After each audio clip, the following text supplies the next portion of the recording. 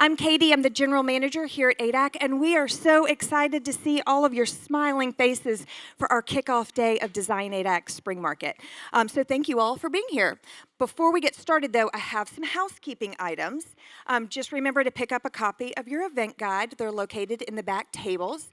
If there are events that you're not registered for, please go ahead and register.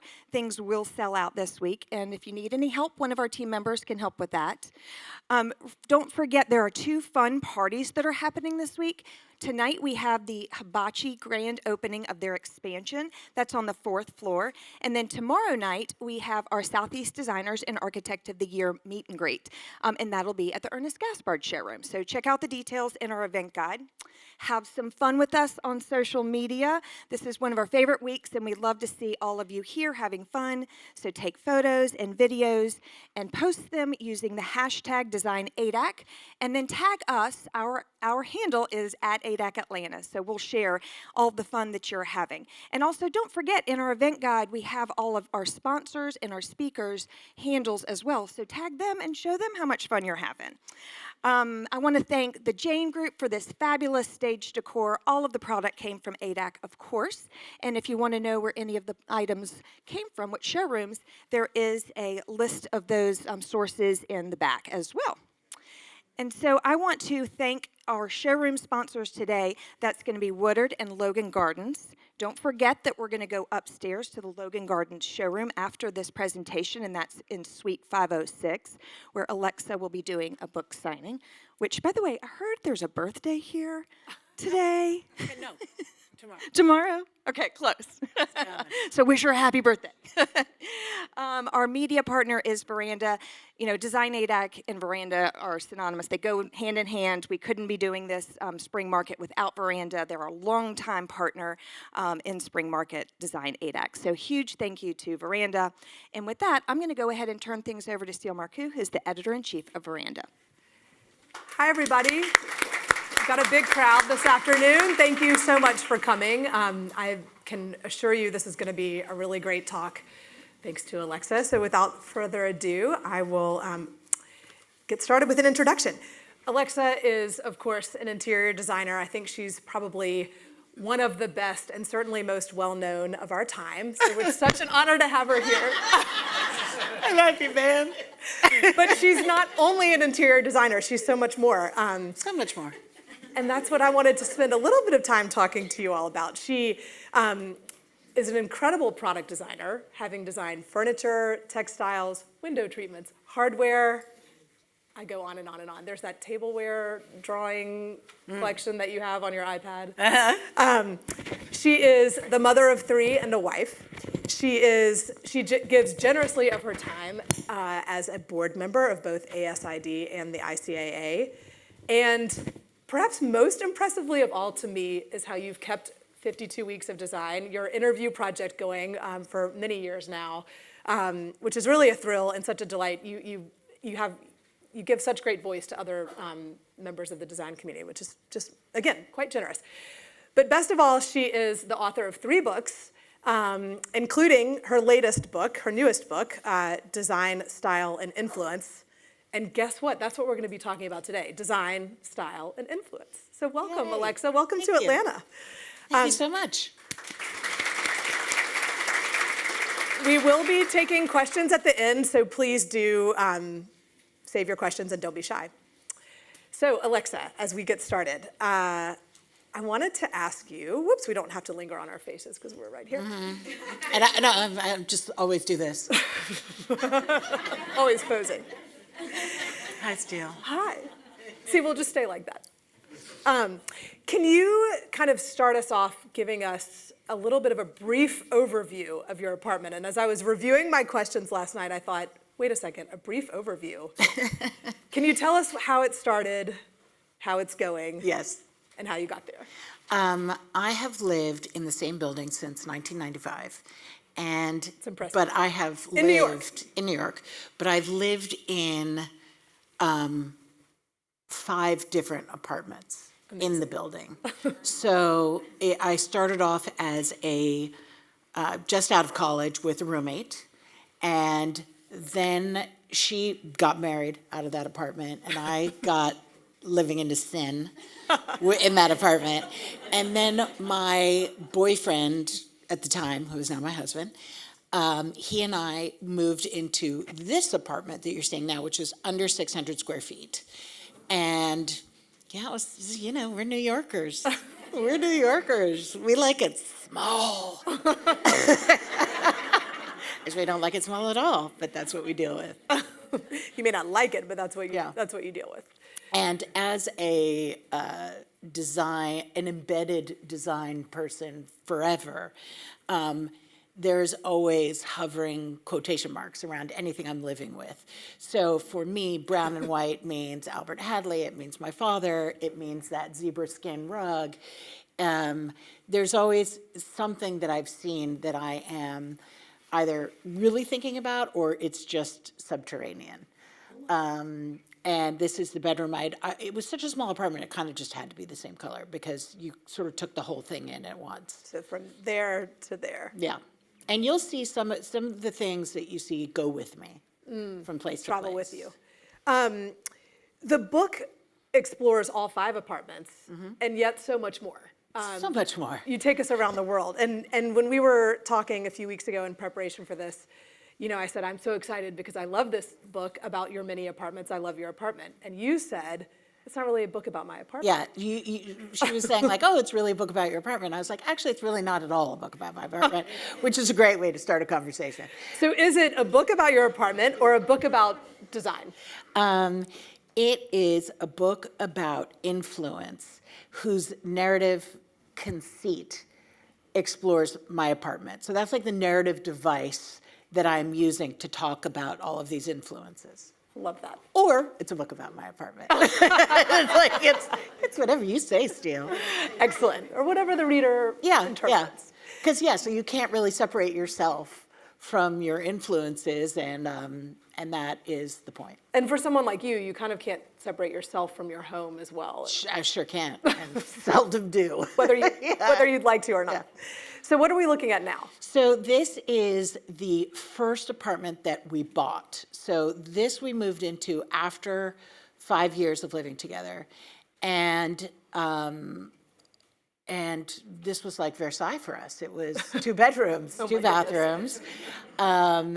And it was, everything from the old apartment and just, like it was, we very much considered it our grown-up apartment. I love it.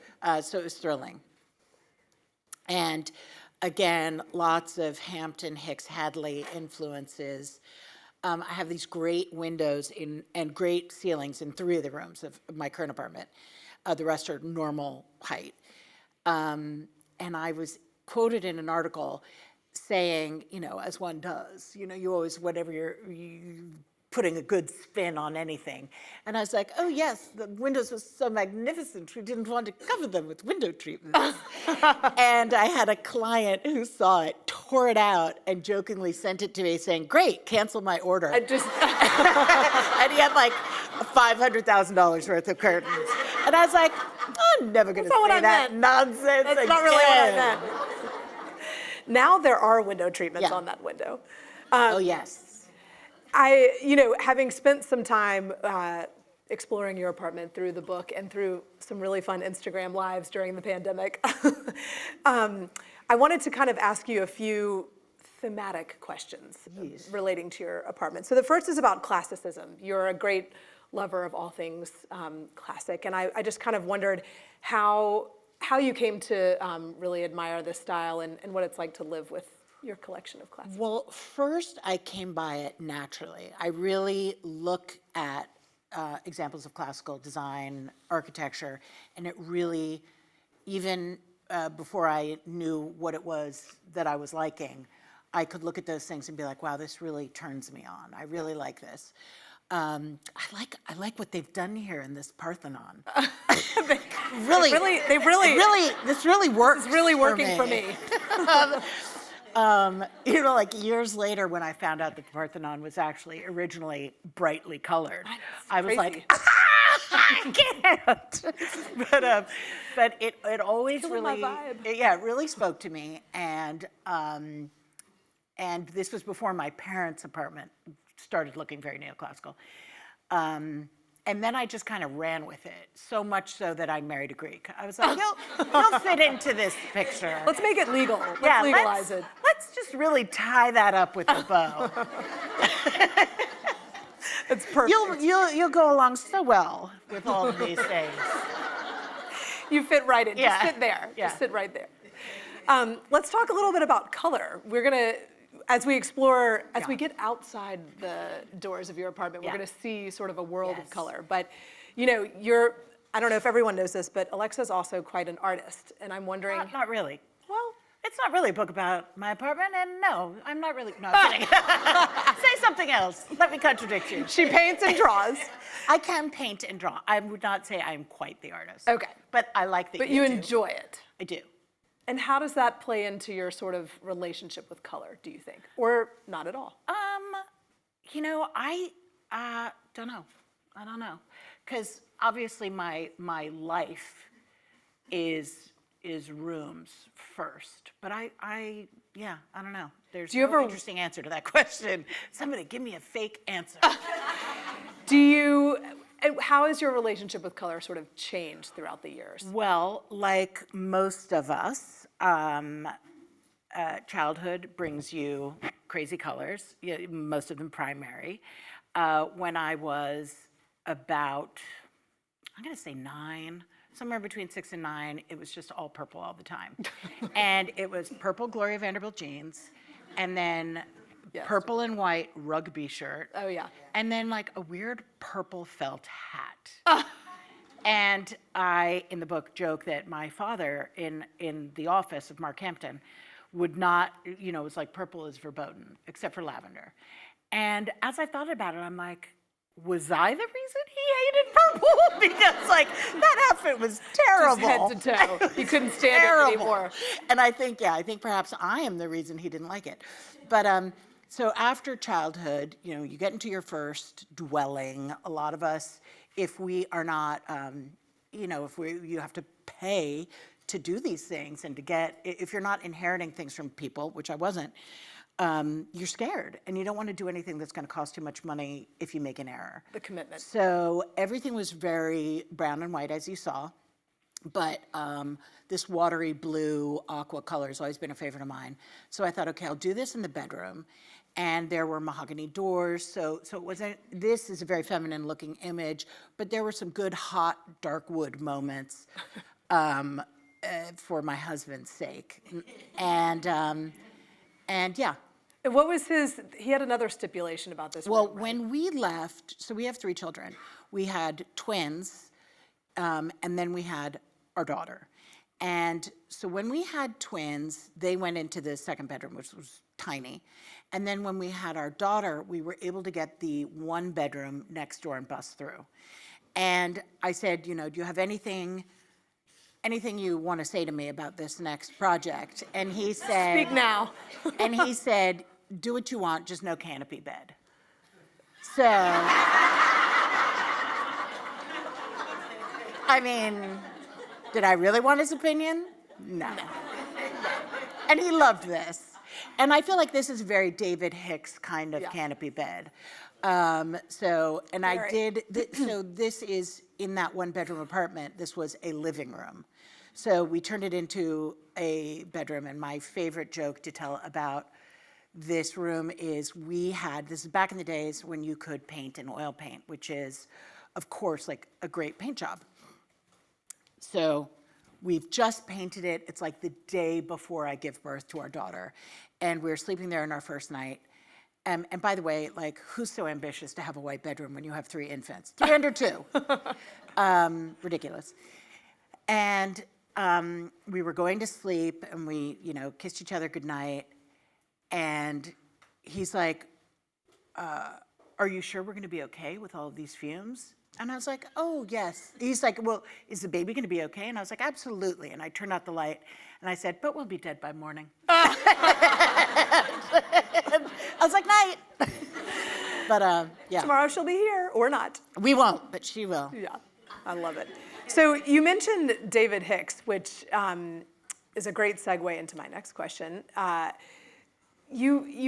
There's a lot of influence from kind of Yes. the design legends Yes. in this apartment and in the book.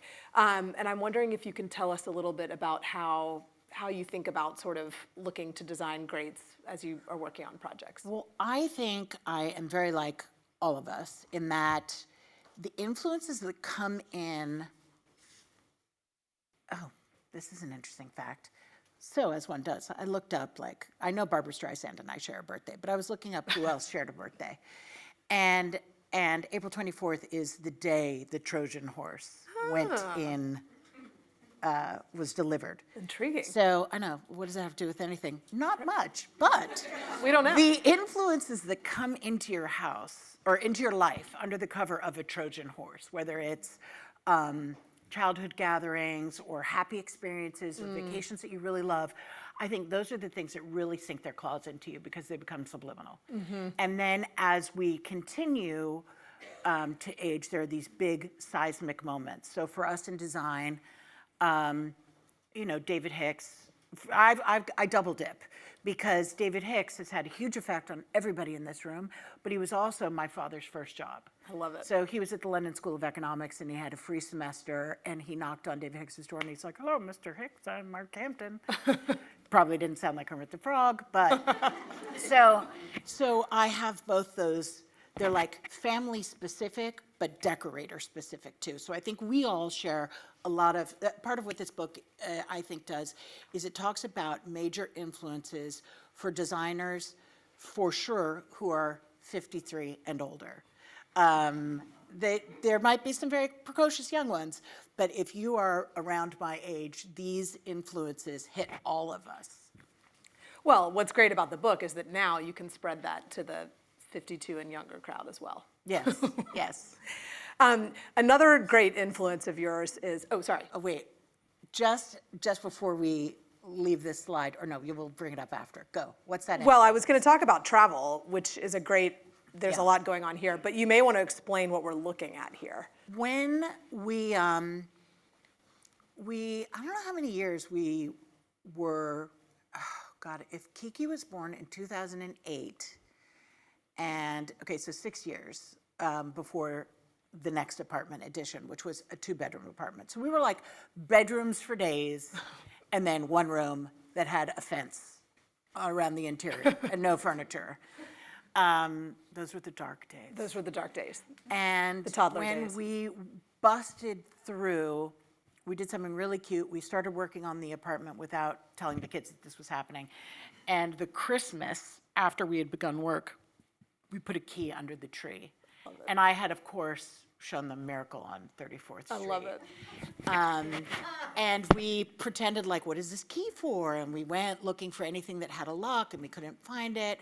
And then we're like, well, does it look like a front door key? And then we went out into the hall and opened the door to the apartment. I love it. And Michael, one of my sons, was like, "Oh my God, I totally wish for this." And I'm like, "You're so powerful."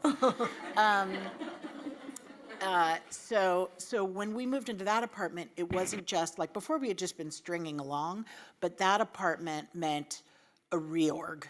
So the bedroom that you just saw became the dining room, which is there on the right. So that room that you're seeing down those stairs on the right was our bedroom, but it's now our dining room. So yes, travel is for me. I am not, There's a close-up of. poor Steele just hurt her leg in a tennis accident or a running accident, some sort of mobility quest. And I'm like, why would you do that, Steele, when you could just know. wear high heels and sit? Exactly. I don't get it. I am asking myself, but at don't least get I have into it. pink tennis shoes. So because I have no hobbies, travel really is fun for me, and looking at pretty houses and stuff. So I worked with Gracie to do a whole series of Vatican maps that we now sell. I mean, they're But so fun. Yeah, and my husband loves a map, and I feel like maps, I always have to say something deeply sexist in every talk I give. And I feel like men just, they understand maps. Throw them a map, right? This they can work gentlemen? with, yes. Maps. You're like, I don't know about that bouquet, but I like a map. A map I can do. So, It works for every member yeah, of the they're like, family. oh, it's journey and Chart measurements, charting. Yes. So tell us, I guess I can go back to this room for a second, but now where are we? That is the living room. So in the entry, the right is the dining room, and then down the stairs on the left is the living room. So, you know, I love, which I think this is a nod to, I love big photographs of interiors because I find them like slightly subversive in an interior. Exactly. And so, you know, I have all of these Vatican moments in my apartment. But you know, here comes purple again, purple and pink and, yeah. And can you tell us a little bit about the coffee table? I think this is an Yes, I grew out of my trepidation with color, so I put it in, but I put it in strategically.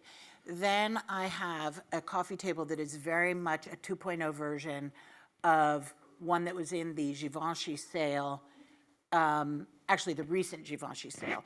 But the first Givenchy sale came out in like 92, and I was an intern or I had just begun full-time work for my father, or no, intern. And that first sale of Givenchy's furniture blew the minds of everybody who saw it. Like, we were all shook. And I do feel like, at least in my trajectory, that's where the focus went from England to France. And so that's a faux porphyry table and the Vatican. and on the ceiling, which is a fairly new addition, it is astrological signs that appear in our family. I love that. And with stars on the ceiling. And I had recently taken my kids to see the Arena Chapel, or the Scriveni Chapel in Padua. And in the Renaissance, in the early Renaissance, blue was the most expensive pigment. So this family had commissioned Giotto to do this whole chapel in blue and had this starred ceiling with medallions with saints. So pagan that I am, I was like, well, let's do it with astrological signs.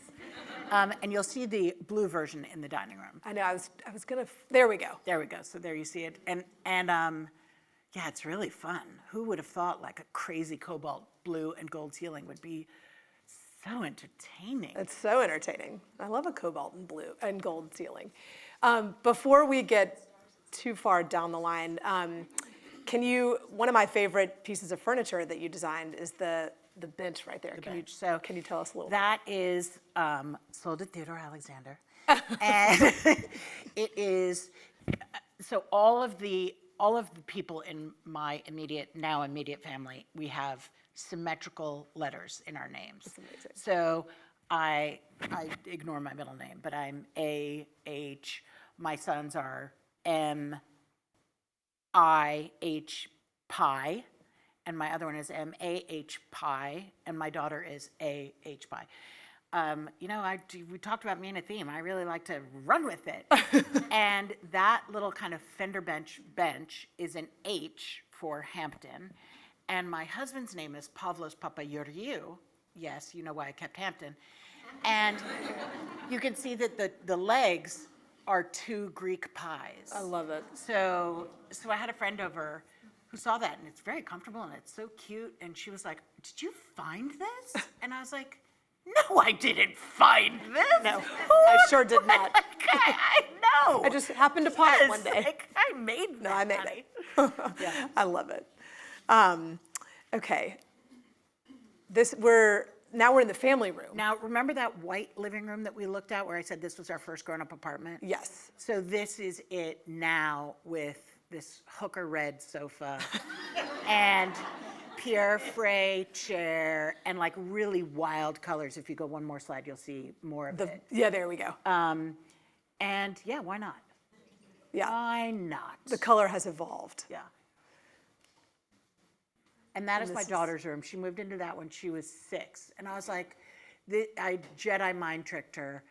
I said to her, "What's your favorite color?" And she said green.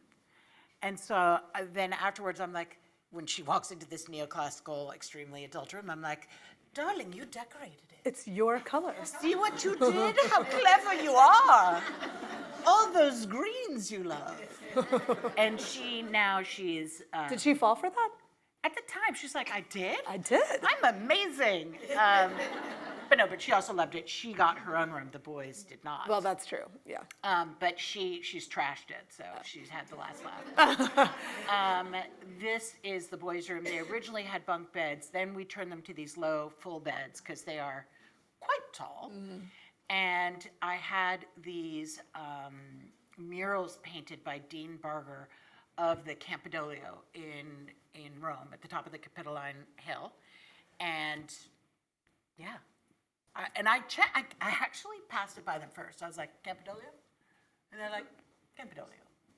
That's amazing. Wait, you checked it by the boys? With the boys. I'm like, we cool with this? They're like, yeah. I yeah, love we can it. do that. I think we can have that view in our bedroom. Again, the Trojan horse, they love, everybody's first experience of Italy is gelato. Yeah. So everything Italian is great because you think, no I gelato. had all that great gelato. All that gelato. You traveled with your parents, and now you have the great joy, Yes. one might say, of traveling with your children. And Yes. I was going to ask this a few slides later, but I'll go ahead and bring it up now. Why is it important to travel with family or friends to see these great old houses, just to kind of keep seeing things? Like, how did that help shape you? Well, I don't think it's, in quotation marks, important to take your kids because not everybody can. Like, I've got Delta miles out of my yin-yang, so we can take these trips.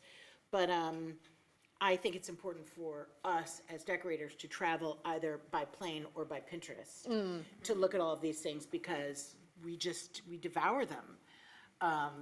And you notice things that you wouldn't, if you're lucky enough to be in the room, there's always something to discover. And if you're lucky enough to be in front of your computer screen, there's always something, there's always something. There's something. There's like a hook, or you.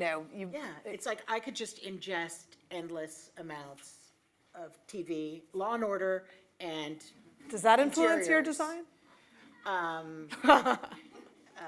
Plausible deniability. Okay, fair enough. Fair enough. One more room of the park. This is a tiny little guest room, which is everybody's favorite room in the house, even though you can pretty much touch walls. Just Is this because where you watch it's- Law and Order? No, I watch that in bed or Okay. in the bath, or I have an iPad. Oh, yeah. Law and Order goes with me. Yeah.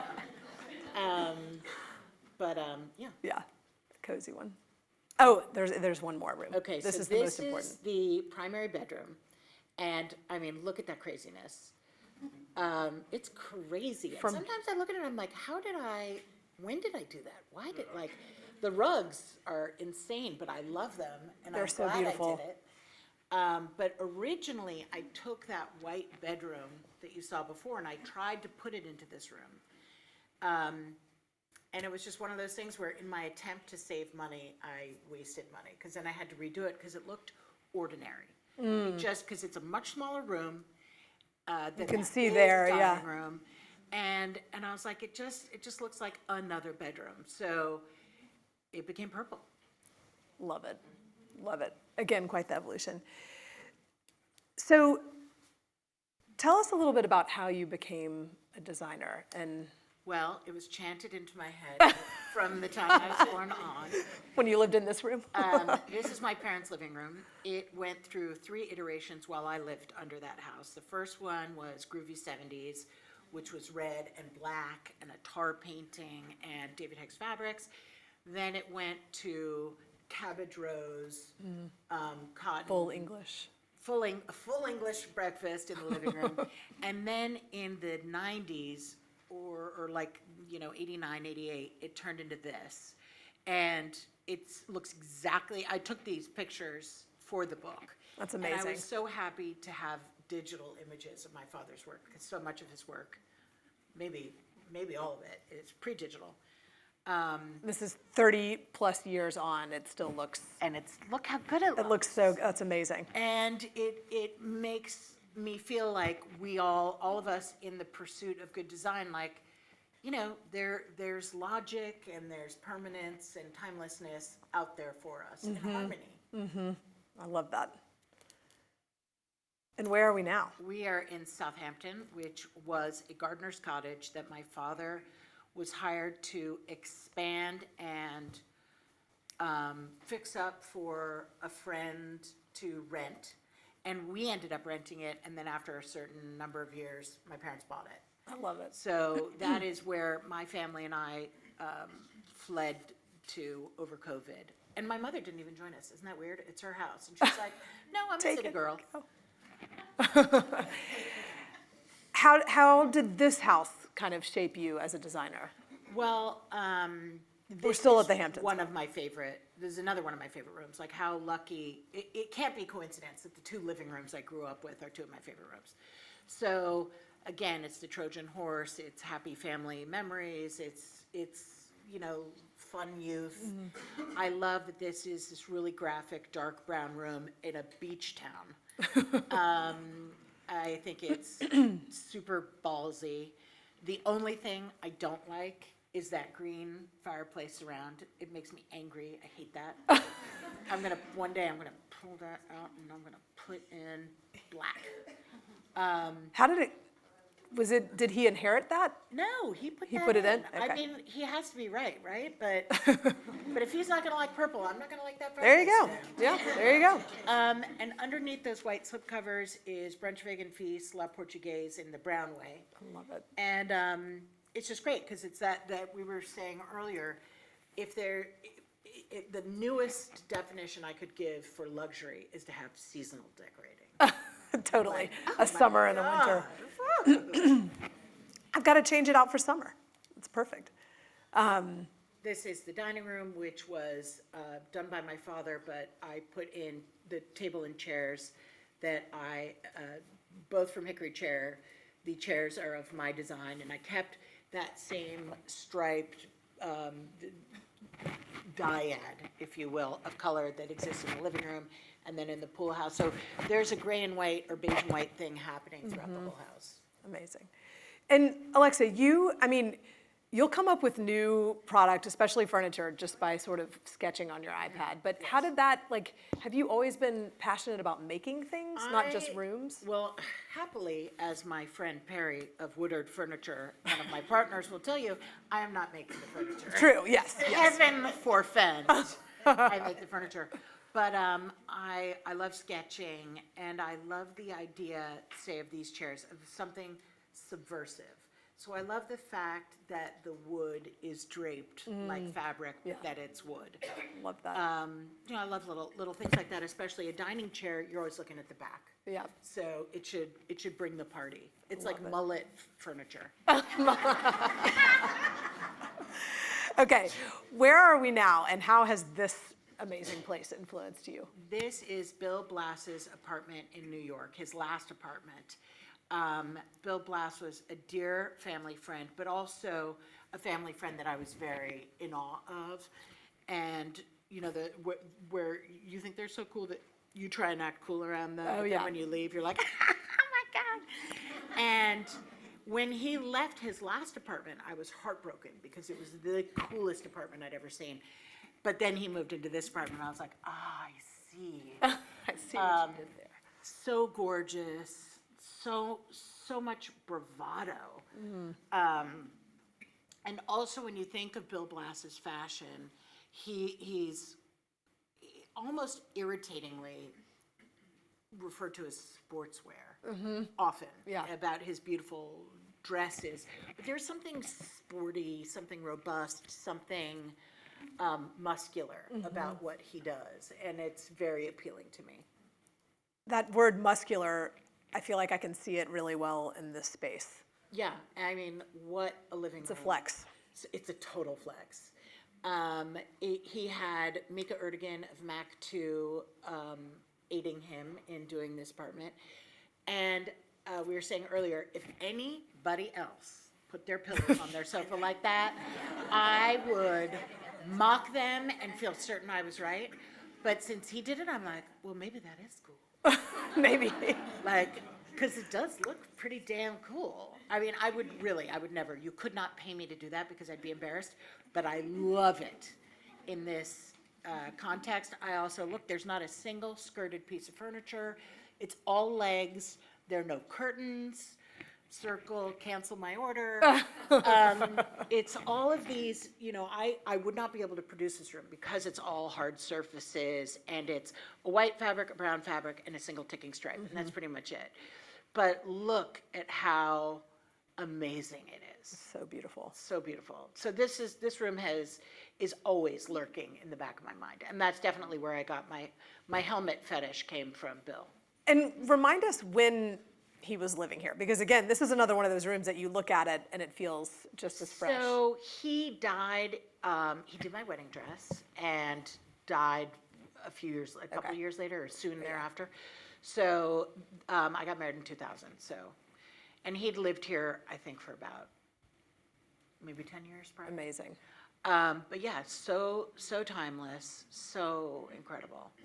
And he, given his age, he was very into Hollywood. Hollywood, the golden age of Hollywood, and black and white Hollywood.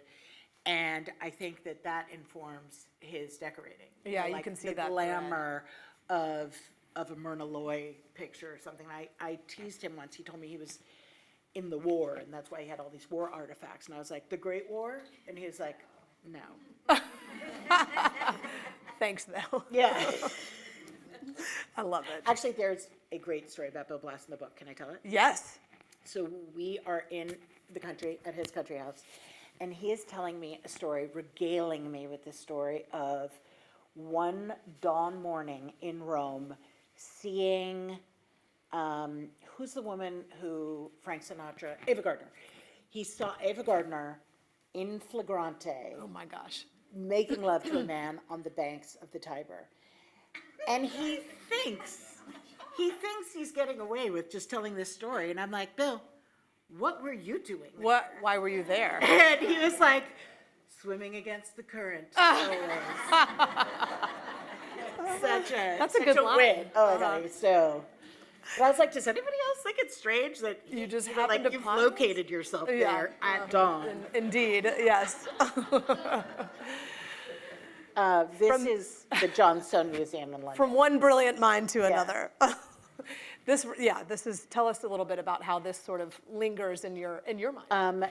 Is this one of your favorite museums? It is. This is my favorite museum in the world. I think this is my favorite. I've taken my husband and my mother to this. Yeah. I took my kids, which was, in hindsight, maybe it was Markham Roberts, Yeah. my husband, my kids, and I. And you know how they put the pine cones on the chairs to keep people from sitting on it? Oh yeah. Didn't stop keep them. that. They're like, let's sit on a pine cone. I'm like, but this is Sir John Soane. It's a house museum at Lincoln's Inn Field in London. And it is 3 townhouses that he put together. And while he was an architect, was the architect of the Bank of England. And while he was living there and working there, it was a functioning museum. And he's like this mad collector who has all of these collections, and he's bulging at the seams, but he's also doing fun things like using bullseye mirrors, as you see up there, to shoot light through these dark, the dark interior of a skinny townhouse in London. And obviously like gutsy color, and it feels to me like an advent calendar for grown-ups. Because you open things and there are things behind them. It's just unbelievable. And yeah, I like that it's also townhouses that have been connected, not too dissimilar from your apartment. Oh, yes. Johnstone and I, we are like twins. Like twins. Okay, and now we have arrived in Givenchy. Givenchy, the Paris apartment, that townhouse, the Hotel Particulier. Divine. Amazing. This was that sale. These images accompanied a catalog in '92. And look at that. I mean, there's that coffee table, a version of the coffee table that it is the original that I just put an OG at the top, so it wasn't quite such a plank of porphyry. And now, of course, I'm like, but wait, Givenchy did do that. I was wrong. Great Baltus painting. This room too has these slipcovers. Yeah. So we got to assume the seasonality, which you pointed out. Like this just, I guess because I grew up in a New York that was very 80s country house decorating, I thought I just had a different relationship with French design. And I thought of it as, I didn't get it as much as I did once the sale came out. Yeah. And it has forever changed my center of gravity. It was also interesting timing for you too. It was, sort of the beginning of your design career and left it. And like I'm definitely looking at other designers now. Yeah. My voyage of influences is not over. Like I am constantly, processing these amazing hits of rooms. I think we've all just seen Bunny Williams' new bed sit in the country. I mean, boing. Like these incredible, or Tom Shearer's work in Lyford Key in that living room. There are still these iconic rooms getting chugged out that are so exciting to see and to be able to identify them as iconic hot off the presses. In the moment. Yeah, that's like, very that cool. just got made, I know that's iconic. Yeah, that's really cool. Speaking of things that just got made and are iconic. This is the Alberti collection for Woodard. So let me tell you about Woodard and, let me speak of myself in the third person, and Alexa Hampton. Actually, when we were doing this talk, my PR guru, Elizabeth Blitzer, sent me a text saying, don't forget, you're going to be in Atlanta discussing a rediscovery of home with Alexa Hampton. And I thought she'd gotten the wrong text, and I was like, sorry, this is Alexa Hampton. Thanks for reminding She's like, me of that's me. the title of the talk. I was like, oh. I was like, what? This is Alexa. I'm Alexa. She's like, I know. She's like, keep with it. That's great. But Woodard is 150 years old? How old is it? Over 150 years old. That's amazing. Mark Hampton. American company. Yeah. Mark Hampton in 2 years is going to be 50 years old. I love it. We are both, multi-generational, or at least 2 generations, family businesses. Though I usually get irritated when people say that because I did buy the company. And it's my company. I'm not sharing it with my family. But, we're both trying to support all of the beautiful legacy ideas that we enjoyed, but also trying to step forward with it and Carry it forward. and reconcile. Yeah. So it's a beautiful partnership in that sense. That's great. And one of the things that I really noticed about outdoor furniture of the past 15 years is it's like it has gone bonkers big. It took steroids and an energy drink, and it just like blew up. And Carb loading. One of the things that Woodard and I wanted to do was to do like great repeating geometries, wonderful silhouettes, classic details, but we also wanted to address scale and make it not gargantuan ridiculous. So this is the Alberti. Do you think that appreciation from scale comes from years and years and years of training your eye, either out in the world or with your father or with friends? Well, I think every single person in this room would agree with me. I'm right? It's gotten crazy. And we know why it got crazy, because real estate got crazy. Yeah. Because these gargantuan houses became crazy, and people wanted a sofa for their like 50-foot long patio. And their 400 friends. And they got it. But I think we all know that and I'm not saying that never looks fun. That can look super fun. And I'm sure if we were all wearing caftans and doing cocaine, we would want that 400-person sofa. I'd be like, I have a dream in my head of what the 70s must have been. But like, I think we all like decorating that looks like decorating. Yeah. And this doesn't look like you went to an outdoor furniture place and just plunked down 3 pieces from the same collection. Hopefully it looks more like an interior.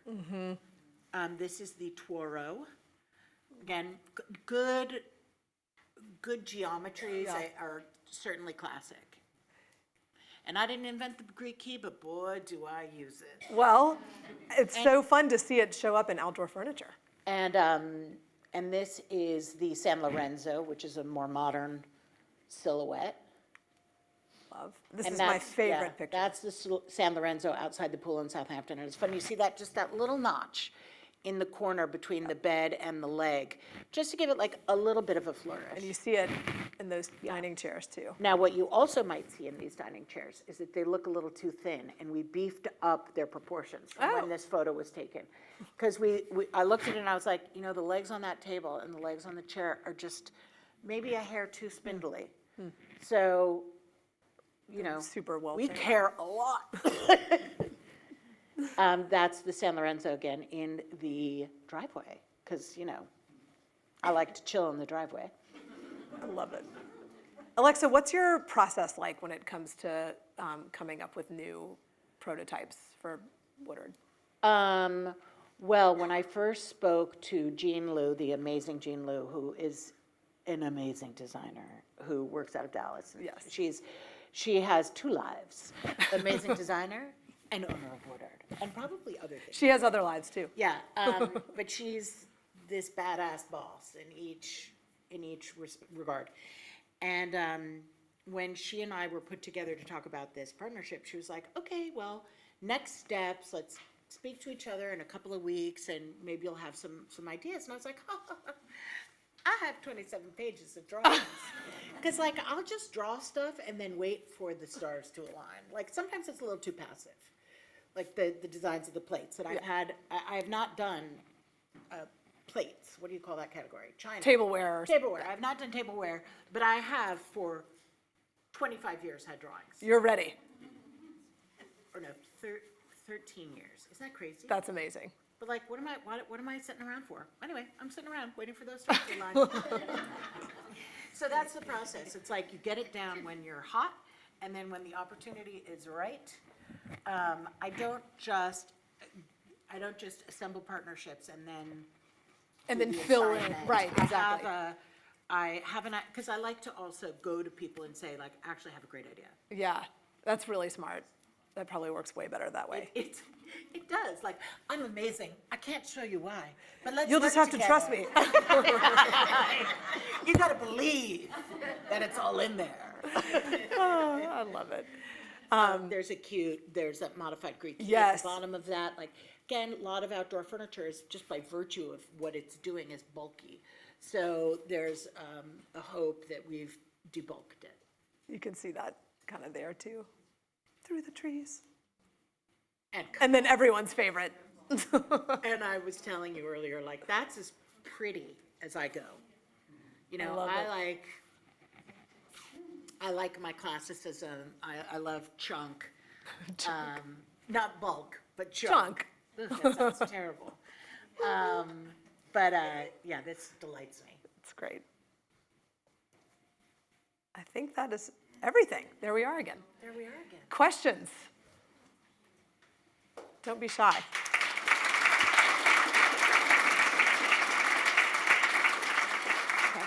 And I have a microphone. We are recording all of our presentations for Design 8X, so I want to make sure that I can get your question. Including that cocaine reference? Sorry, we didn't tell you beforehand. To be clear, that was a fantasy. I have not. The question. fact, I would not know. Anyone have a question? There's one up here, Katie. There we go. So my question is, why don't you paint that green fireplace? Oh, because it's not my house. You could get permission. I can. Well, we do sort of crypt keep. It is like we're very much, you know, Mark Hampton. Keepers of the. And I don't want to open Pandora's box because then my sister and mother might get a sense of independence. we don't want that. We don't want to encourage any of that. No. Creativity not welcome. Please feel unempowered. Yes. Okay. I promise I can run in heels. can you expound upon the craftsmanship that it takes to put together the kind of interiors you've done in your own home? Can you give us some insight into what it takes to put all that together? Who are the artisans that are involved back to the in the plaster. implementation of that? Well, I can expound upon anything, so thank you for asking me to expound. Seems like And I think that's a good question. You're leading the witness. Because, of course, any good interior is really just all about the artisans and the craftsmen. So we can all put together something cheap and cheerful, but the older we get, none of us wants to have that sofa that falls apart underneath. I don't like to be judged by my furniture for my eating choices. I like well-made things, and it takes time to assemble because it takes time to be able to afford things. And you're not always going to have it all at once, right? Like we accumulate over time, and I think that's why a lot of us in design aren't finished. Like our interiors keep going because we're taking our time adding those layers. Which So- that's such an inspiring part of your book. Just to go back to that for a second, seeing the story of your apartment. I mean, it just evolves and evolves. But so in this picture, there's Massimo Listri, who's that wonderful photographer who took that photograph. There are Julian Barrow paintings that I collect that I love. And he recently died, but on the lower rung, you'll see some paintings by Pierre Bergien, who is an incredible painter who's alive and working today. And then, I have spent tuition's worth of money on frames from Jay Pocker. I worked with This is Freddie not the Victoria they made that coffee table. That Klezmo's chair in the foreground is one of my chairs for Hickory Chair. And then the bergères on the right, covered in white, are antiques. Our incredible curtain workroom did the balances. So pretty. Gracie did, as you know, the wallpaper. That mantle is one of mine from Chesney's. The HP bench, a wonderful woodworker made. My dear friend Celia Rogue took the photograph over the mantle. Yeah. Can you point out the wainscoting? Yes, below the chair rail in the living room and the dining room, I found inspiration photos of tiles. And then I worked with an artist to color them so that the red and pinks are in the living room and the green and purples are in the dining room. And then, so they're in the panel of the wainscot, and then they have around them this other tile pattern that is brown and white. So, like a bazillion hands have touched everything. The lampshades, don't get me started. Yes, lampshade makers, I love you. Lampshades are so difficult. So it is fun to look around and, I can tell you that those two urns that have the lights in them, or you can't tell that they have lights in them, but they have lights in them. The urns on top of those columns, I had those in that first apartment with my husband, the dark brown apartment. And those I bought at A. Smith off of 60th Street when I was 20. And my new office is in his office. That's and this was amazing. Billy Baldwin's partner. So That's incredible. Everything I look at is artisans.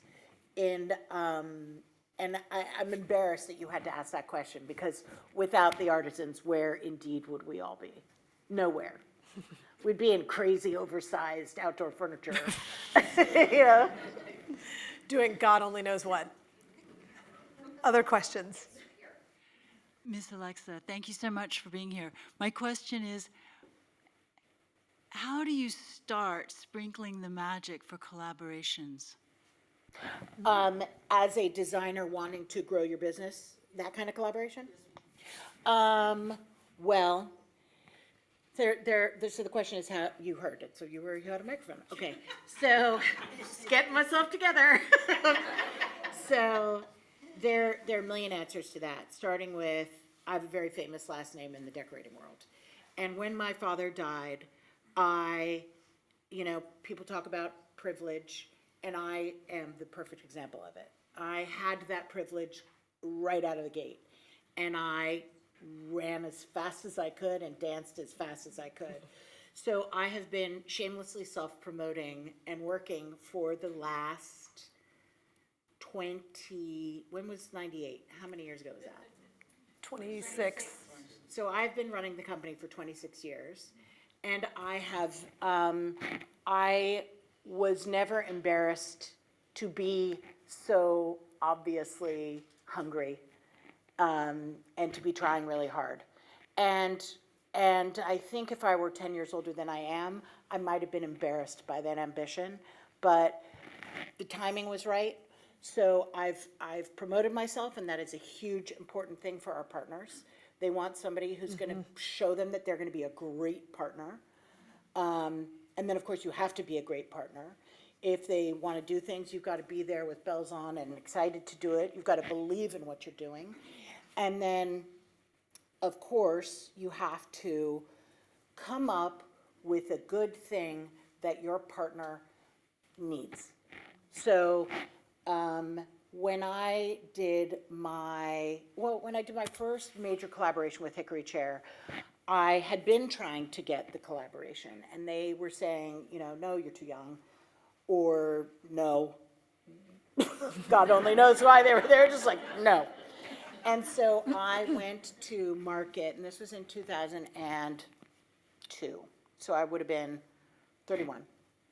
I went around market, and I knew Hickory Chair because they had my father's collection. So I went and looked at other companies to see, who would be a good partner. And again, my timing, I had a lot of very lucky timing. And when I finally made it back to Hickory Chair, they're like, we heard you've been out and about. And I was like, oh. And I had my husband with me, and they're like, well, let's sit down in the conference room and talk. And they said, what's going on? I was like, well, I keep saying I want a partnership. And I said, listen, you've got my father, dead. You've got Marriott Himes Gomez, different generation. You've got Thomas O'Brien, who is a man and 10 years older than I am. I'm the only person I can think of, because of the the weirdness of my father's death and my age at his death, who is where she is right now, and who's also your customer. I was like, I'm a 31-year-old, I cannot afford the moon, but I know what I'm looking for in furniture. I'm buying your stuff. None of your other designers are your customer. And I walked out of that, and they were like, oh. My husband was like, where did that come from? I was like, I have no idea. I don't know. I was like, oh my God. And the two of us were like, wow, we gotta get booze immediately. But it was a real, the truth of it really resonated. And so if you want to have a partnership, have a true, authentic, real reason for why you've gone to them and what you can bring to them. And that's not as hard as you might think. There are opportunities. You just gotta look, and then bring something. Such good advice.